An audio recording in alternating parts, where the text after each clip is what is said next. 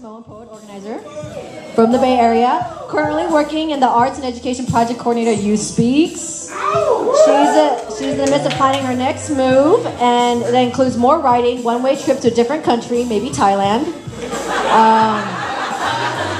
joining a boxing gym, grad school, and East Coast living. Let's welcome Terisa. Big hand.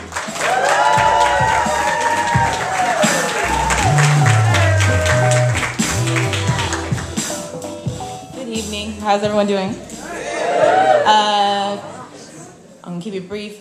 I just got back from Fresno today. I went to Fresno last night, but I'm back now in time for the rewrite. I was asked to be the keynote speaker at a queer youth conference as part of the GSA network, and it was really amazing. And now I'm really glad to be here to share this other part of my layer as a Pacific Islander woman in the API community. And so, I'm gonna read my poem from the Anthology. And this is for my motherland. This is for the islands, for Samoa, American Samoa, Hawaii, Tonga, Fiji, Guahan. I'm just saying all the names because we don't get represented enough. And so this is for my mother and then also for my homegirls and everyone I wrote this poem for. So let's go.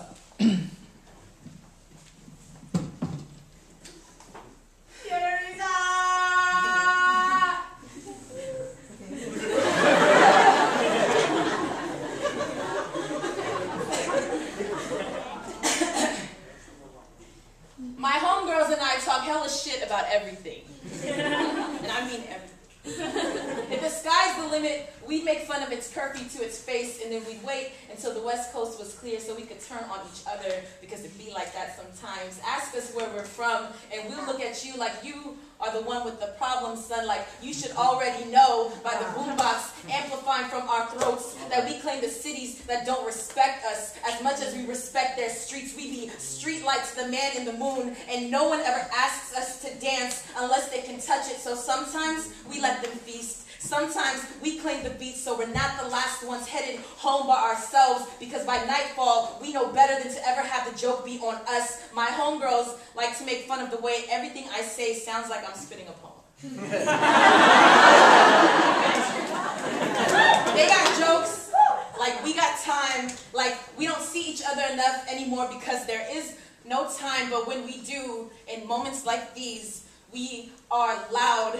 We laugh like we want to swallow the sky with our mouths for being brighter than our shoelaces on our kicks, brighter than the sun our fathers never had, the daughters of women who do not know what the hell to do with us. My homegirls and I, when the laughter fails at satisfying our real appetites, when we are not eating at the scraps of our sanity, we wonder what our mothers are hungry for. Our mothers, they do not laugh like we do.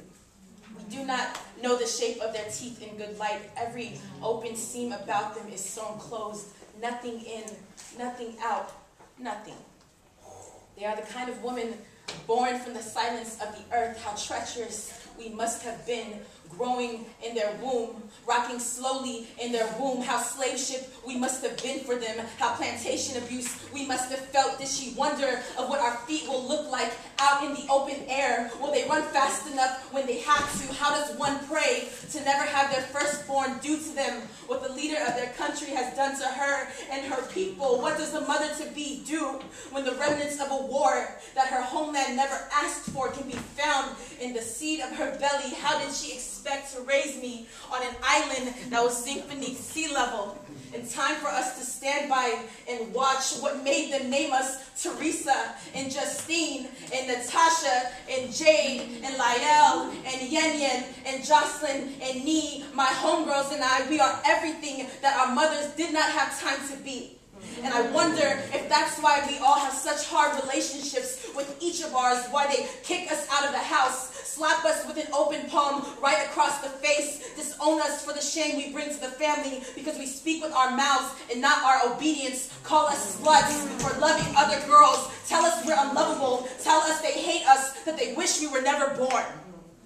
What does childbirth do to an immigrant woman who is forced to raise her children on a land that is not her home, that she cannot make her home under circumstances that force her to figure all of this out on her own?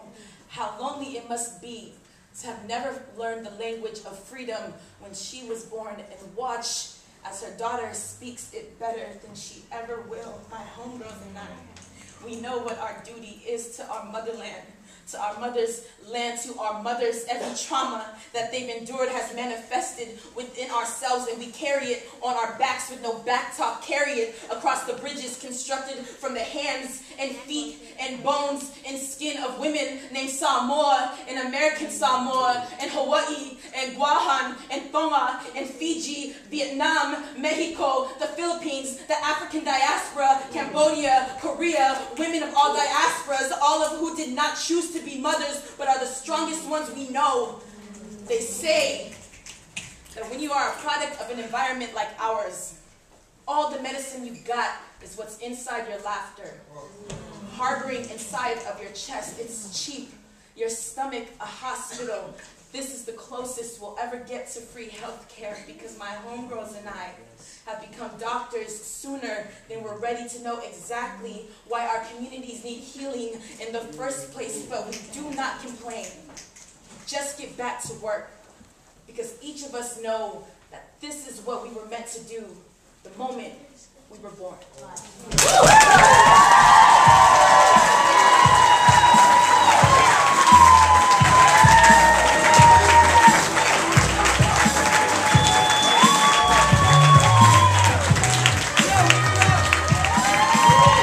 Give it up for Terisa one more time.